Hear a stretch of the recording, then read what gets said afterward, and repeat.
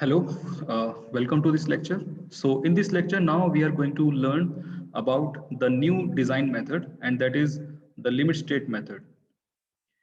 And this is the content that we are going to discuss in this lecture. So first we will get introduced with the topic that we are supposed to learn beforehand, and we will see what are the design considerations and the design methods generally we have for the design of structural elements.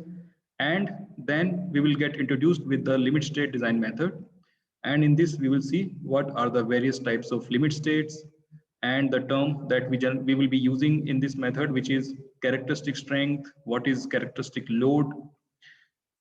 So we will see actually the definition of them, and then there will be a concept of multiple or partial safety factor for materials and loads. And then we will see what is the design stress strain curve for concrete and for the reinforcing steel. So these are the content that we will discuss.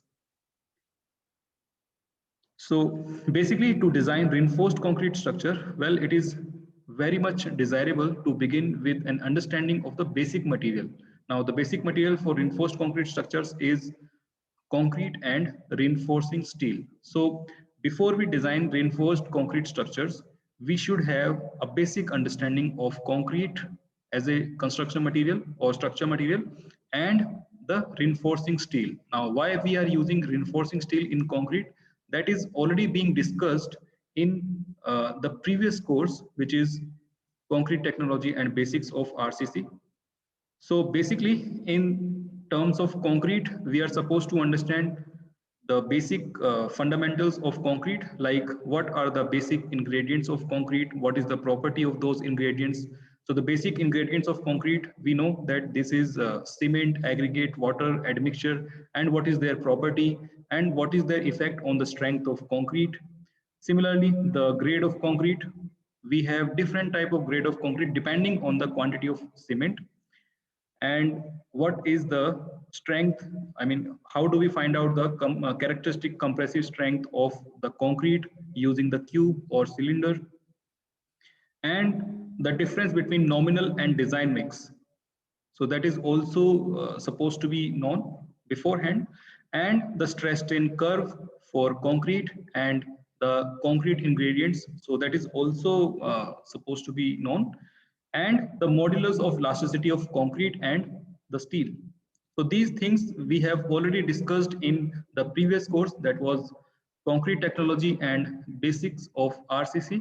So if these points are not clear, you can refer to that course and study the topic. Similarly, the second material, which is the reinforcing steel. So in the reinforcing steel, we should know what are the various types of reinforcing steel, what is their size, what is the grade of reinforcing steel, and what are the stress strain curve of the steel. So these, I mean, the topic related to reinforcing steel is already discussed in the course, concrete technology and basics of RCC. So generally in the reinforced concrete steel, reinforced concrete structures, generally we use HYSD reinforcement nowadays. So we will talk more about it when we will be discussing stress strain curve of reinforcing steel in this lecture later. Now, before we discuss about the design methods, first of all, we should know what are the various design considerations that we are supposed to know before designing any element. Any element.